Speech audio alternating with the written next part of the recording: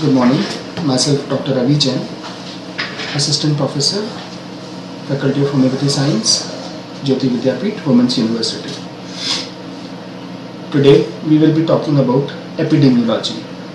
This is the topic of community medicine. We will discuss in a brief about what epidemiology is and what it covers. Epidemiology is derived from the Greek word epidemic, where epi is among, demos is people and logos is study. Means epidemiology is the study of people. Anything that falls upon the people और जो भी बीमारियां हमारे ऊपर आती हैं उन सब बीमारियों की स्टडी एपिडेमियोलॉजी है. एपिडेमियोलॉजी में हम लोग एपिडेमिक के बारे में पढ़ते हैं. पहले इसमें जो कॉन्सेप्ट था एपिडेमियोलॉजी में सिर्फ हम महामारी के बारे में पढ़ा करते थे. जो भी बड़ी बीमारियां जो लोगों को अफेक्ट करती है उसकी स्टडी की गई. उसके बाद में रूटीन डिजीजेस भी एपिडेमिक स्टडी के अंदर आ गई. What are the different causative factors, how the disease is transmitted, what are the sign and symptom and how it can be prevented. All these things are studied under epidemiology. Epidemiology has different meanings according to different books and dictionaries. According to Oxford English Dictionary, it is a branch of medical science which treats the epidemics. Epidemiology is the study of epidemics and their prevention. जैसा कि मैंने अभी बताया कि epidemic जो होती थी उसमें क्या साइन एंड सिम्टम कैसे होती है, क्या साइन एंड सिम्टम है और उसको कैसे बचाव करना है, कैसे बचाना है होने से और कैसे लोगों को ठीक करना है. This is all covered under epidemiology, the study of the occurrence of illness. Epidemiology is the study of distribution and determinants of health-related issues or events in specified population and application of this study to the control of health problems. जो भी study इसमें जो भी issues होते हैं उन सब की, किसी भी डिजीज में जो भी चीज़ें आती हैं उन सब की स्टडी इसके अंदर आती है और उससे किस तरह से हम हेल्थ प्रॉब्लम्स को कंट्रोल कर सकते हैं, ये सब चीज़ें एपिडेमियोलॉजी में कवर होती है. It is the study of occurrence and distribution of health related diseases और events in the specified population. किसी भी स्पेसिफाइड पॉपुलेशन में जो कि हमारी स्टडी के अंदर है उसमें कोई भी बीमारी किस तरह से डिस्ट्रीब्यूट होती है, किस तरह से लोगों को इफेक्ट करती है एक गिवन पॉपुलेशन में, उन सब की स्टडी हम एपिडेमियोलॉजी में करते हैं. इसमें क्या क्या चीज़ें आती हैं, including the study of the determinants influencing such states. All the determinant जो हमने पिछले लेक्चर्स में बात की थी, डिटर्मिनेंट्स ऑफ हेल्थ या फिर वो सारे फैक्टर्स जो कि हेल्थ, डिजीज और कंट्रोल को इफेक्ट करते हैं, उन सब चीज़ों की स्टडी हम लोग एपिडेमियोलॉजी में करते हैं. In the previous lectures we have already discussed about the concept of health, concept of disease and concept of control. The application of this knowledge to control the health problem. तो epidemiology में हम उन सब चीज़ों की study करेंगे जो कि हेल्थ को इफेक्ट करते हैं और उनको किस तरह से कंट्रोल करना है, उन सबको यूज़ करके हेल्थ को प्रॉब्लम को कंट्रोल करना है, वो सब स्टडी एपिडेमियोलॉजी में आती है. इसमें क्या क्या चीज़ें होती है. It is a study. It is a study means it is a systematic collection of analysis and interpretation of the data. जो भी आपके पास में डेटा है उसको आप सिस्टमैटिकली कलेक्ट कर रहे हैं, उसको एनालाइज कर रहे हैं और उसको इंटरप्रिटेट कर रहे हैं, मतलब उससे कोई कंक्लूजन निकाल रहे हैं कि ये पर्टिकुलर डिजीज इस वजह से हो रही है. It involves collection, analysis, interpretation of the health related data.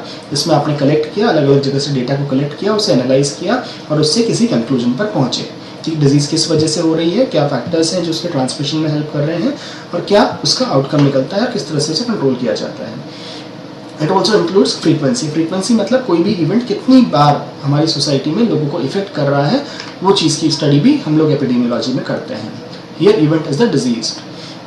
Distribution. Distribution मतलब पॉपुलेशन में किस जगह पे कितने लोग अफेक्टेड हैं, कहाँ पर फैल रही है, who is affected, where it is and when it is affecting people. इन तीनों चीज़ों का आंसर हमें एपिडेमियोलॉजी से मिलता है. कौन लोग इफेक्ट हो रहे हैं, कहाँ पर हो रहे हैं और कब हो रहे हैं, कौन से सीजन में या किस समय पर, पर्टिकुलर समय पर हो रहे हैं, इन सब का हमें आंसर एपिडेमियोलॉजी से मिलता है. Determinants of health. All the determinants that are responsible for maintenance of health and disease. इसका हम लोग ऑलरेडी डिस्कशन कर चुके हैं concept of health and disease में. इसके लिए डिटेल में हम यहाँ पर अभी इसको डिस्कस नहीं करेंगे. Disease and other related events. Epidemiology is not only the study of the disease but also all the events that are responsible for maintenance of the health and disease. उन सब की स्टडी भी epidemiology में होती है. It is also includes the study of the human population. The epidemiology diagnoses and treats the population and communities. इसमें in short हम लोग कहें तो एपिडेमियोलॉजी में वो सारे फैक्टर्स, वो सारी चीज़ें आती हैं जो कि एक इंडिविजुअल को डिजीज़ करने के लिए रिस्पॉन्सिबल है और उसे ठीक करने में मदद करता है. So right from the agent to the mode of transmission to the host to the management for prevention and intervention, all the things are covered under epidemiology. What are the different aims of epidemiology? हमारा aim क्या है epidemiology का? To describe the distribution and magnitude of health and disease problems in human population. इससे हमें ये पता चलता है कि कोई भी पॉपुलेशन किस तरह से डिस्ट्रीब्यूट होती है और उसका कितना मैग्नीट्यूड है, कितने लोगों को एक बार में इफेक्ट करती है, इसका पता हमें एपिडेमियोलॉजी से चलता है। Next is to identify the etiological factors in the pathogenesis of the disease. जो भी कॉजेटिव फैक्टर है जो पर्टिकुलर डिजीज को कॉज करने के लिए रिस्पॉन्सिबल है, उसका हमें पता चल जाता है। जैसे मलेरिया हो रहा है, मलेरिया किस फैक्टर की वजह से हो रहा है? प्लाज्मोडियम की वजह से हो रहा है, तो वो हमें पता चला है एपिडेमियोलॉजी की वजह से। The next is to provide the data essential in planning, implementation and evaluation of the services for prevention, control and treatment of the diseases।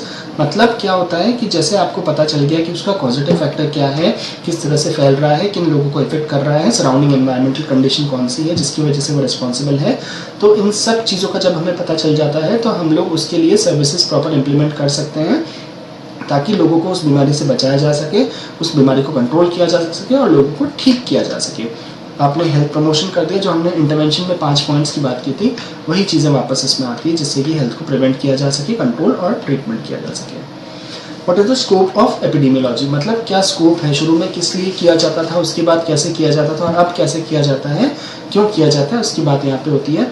Originally epidemiology was concern with the investigation and management of epidemics of communicable diseases. मतलब शुरू में इससे सिर्फ जो महामारी फैलती थी, epidemic फैलती थी कम्युनिकेबल डिजीजेस की, उसी के लिए इसकी स्टडी की जाती थी। उसके बाद में क्या हुआ, it was extended to endemic communicable diseases. पहले तो एपिडेमिक जो कई जगह पे कई सारे लोगों को इन्वॉल्व कर रही है, उसके बाद में इसमें शामिल किया गया सिर्फ एंडेमिक डिजीजेस को भी शामिल किया गया जो कि किसी पर्टिकुलर एरिया में बहुत सारे लोगों को इन्फेक्ट कर रही हैं, और उसमें फिर कुछ नॉन कम्युनिकेबल डिजीजेस भी हैं जो फैलती नहीं है, उनको भी एपिडेमियोलॉजी में स्टडी के अंदर शामिल कर लिया गया। और रिसेंटली अब क्या किया है, it is apply to all the disease and all the health related events. अब रिसेंटली इसे सभी डिजीजेज में, जिन भी डिजीजेस के बारे में हम जानते हैं, उन सब की स्टडी हम प्रॉपरली कर रहे हैं, जिसे कि एपिडेमियोलॉजी में शामिल कर लिया गया है। इसका एप्लीकेशन क्या होता है? Epidemiological studies have direct and practical application for the prevention of diseases and promotion of the health. मतलब इसका जो एप्लीकेशन है ये क्यों यूज किया जाता है? ताकि आप हेल्थ को प्रमोट कर सको और डिजीज को प्रिवेंट कर सको। नाउ इंसिडेंस, दो कॉन्सेप्ट की हम लोग बात करेंगे एपिडेमियोलॉजी में, एक होता है इंसिडेंस और एक होता है प्रेवेलेंस। दोनों चीजें फ्रीक्वेंटली आती है कम्युनिटी मेडिसिन के अंदर। इंसिडेंस क्या होता है? It is the number of new cases occurring in a defined population. किसी भी पॉपुलेशन के अंदर कितने नए केसेस एक पर्टिकुलर बीमारी के आ रहे हैं, वो इंसिडेंस कहलाता है। ठीक है, ड्यूरिंग अ स्पेसिफाइड पीरियड, एक पीरियड आपने स्पेसिफाई किया, उसमें हमें एक पर्टिकुलर, सपोज जैसे डायबिटीज मेलाइटिस है, हमें कैलकुलेट करना है कि इस महीने में हमारी एक गिवन पॉपुलेशन में कितने नए केसेस डायबिटीज मेलाइटिस के आ रहे हैं। तो जिन्हें पहले डायबिटीज नहीं थी वो दिखाने आए और डायबिटीज से डायग्नोस हुए, वो number of cases is the incidence. मतलब वो नए केसेस हैं जो कि इंसिडेंस ऑफ डिजीज को डिनोट करते हैं। It is generally reported as a number of new cases occurring within a period of time, for example, per month, per year, etc. Incidence को कहा गया है number of new cases of a specific disease during a given time divided by population risk during the period into 1000. मतलब जो भी इसको divide करते हैं, कितने नए केस आए उसे डिवाइड किया जाता है कितने लोग एट रिस्क हैं जिनको होने के चांसेस ज़्यादा हैं। ठीक है, वो चीज़ आती है इसमें इंटू 1000, ये इंसिडेंस बताता है। अब बात करेंगे प्रेवलेंस की। प्रेवलेंस क्या होता है? जो पहले से केस मौजूद हैं प्लस जो नए केस हमें मिले, मतलब already existing cases plus the incidence of disease total gives the prevalence. मतलब all the current cases old and new at a given point of time, this is known as prevalence. Prevalence again दो तरह की होती है, point prevalence और period prevalence. Point prevalence जैसे कि नाम है, point at a given point कितने लोग एक पर्टिकुलर डिजीज, सपोज डायबिटीज से इफेक्टेड हैं, इसमें जो पहले से डायबिटीज से इफेक्टेड है वो भी आ जाएंगे और जो नए केसेस हमें मिले हैं वो भी आ जाएंगे। तो प्रेवलेंस में old cases plus incidence is equal to prevalence. और पीरियड प्रेवलेंस में आता है गिवन पीरियड ऑफ टाइम में कितने नए केसेस, कितने केसेस हमारे पास नए प्लस पुराने मौजूद हैं, दैट इज पीरियड प्रेवलेंस। यही चीज इसमें लिखी हुई है, point prevalence is the number of all current cases old and new of a disease eight a given point of time is defined in the defined population. और period prevalence में होता है frequency of all cases existing during a defined period of time. Point में एक given point पर होता है और पीरियड में एक गिवन पीरियड में होता है। जैसे एनुअल, हर साल में कितने आ रहे हैं, 10 साल में कितने आ रहे हैं, ये सब पीरियड प्रेवलेंस में आता है। Now what are the epidemiological methods, what are the different epidemiological methods that are used. अभी यहाँ पे सिर्फ शॉर्ट में हम लोग डिस्कस करेंगे, सिर्फ नाम लिए जाएंगे, आपको शॉर्ट में बताऊंगा, उसके बाद जो नेक्स्ट लेक्चर्स आएंगे उसके अंदर इनको डिटेल में एक्सप्लेन किया जाएगा। The primary aim of the epidemiologist is to study the disease occurrence in the people. जो भी डिजीजेस हो रही है उनको अकरेंस को आप जब ढूंढना चाहते हैं, that is epidemiology, who during the course of their lives are exposed to numerous factors and circumstances, some of which play a role in the disease etiology। हम हमारी लाइफ टाइम में कई सारे ऐसे फैक्टर्स के कांटेक्ट में आते हैं जो कि हमें डिजीज़ प्रोड्यूस कर सकते हैं, जो कि डिजीज़ से इफेक्ट कर सकते हैं। तो इन सब चीज़ों की जो स्टडी होती है वो एपिडेमियोलॉजी में आती है। उसमें क्या क्या मेथड्स यूज़ किए जाते हैं उनके बारे में हम अभी ब्रीफ में डिस्कस करेंगे। क्लासिफिकेशन ऑफ एपिडेमियोलॉजिकल स्टडीज़, इसको दो पार्ट में क्लासिफाई किया गया है जिस तरह से एपिडेमियोलॉजिकल स्टडीज़ होती हैं।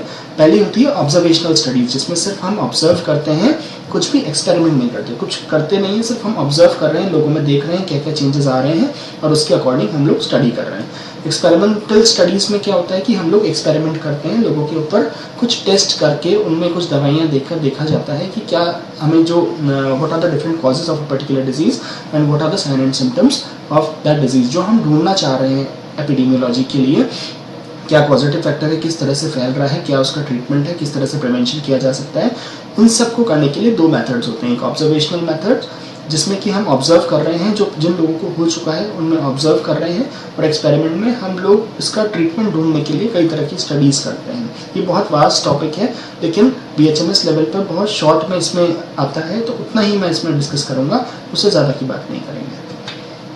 ऑब्जर्वेशनल स्टडी जो होती है, अगेन ऑब्जर्वेशनल में हम सिर्फ ऑब्जर्व कर रहे हैं, हम एक्सपेरिमेंट नहीं कर रहे हैं। ये दो तरह की होती है, एक होती है डिस्क्रिप्टिव स्टडी जिसमें बहुत ज़्यादा डिस्क्रिप्शन होता है, दूसरी होती है एनालिटिकल स्टडी। ठीक है, दोनों के बारे में भी बात करेंगे। एक्सपेरिमेंटल, अब जो हमने बात की थी एक्सपेरिमेंटल स्टडीज़ होती है जिसमें कि एक्सपेरिमेंट्स किए जाते हैं इंडिविजुअल्स के ऊपर और टेस्ट की जाती है। उसमें तीन चीज़ें आती है, उसे तीन में फर्दर क्लासीफाई किया है। रेंडमाइज कंट्रोल ट्रायल जिसे बोलते हैं RCT, रेंडमाइज मतलब रेंडमली लोगों को सिलेक्ट किया जाता है, लेकिन उन्हें कंट्रोल्ड एक कंडीशन के अंदर लोगों पे ट्रायल किए जाते हैं। क्लिनिकल ट्रायल्स की इसमें बात की जाती है।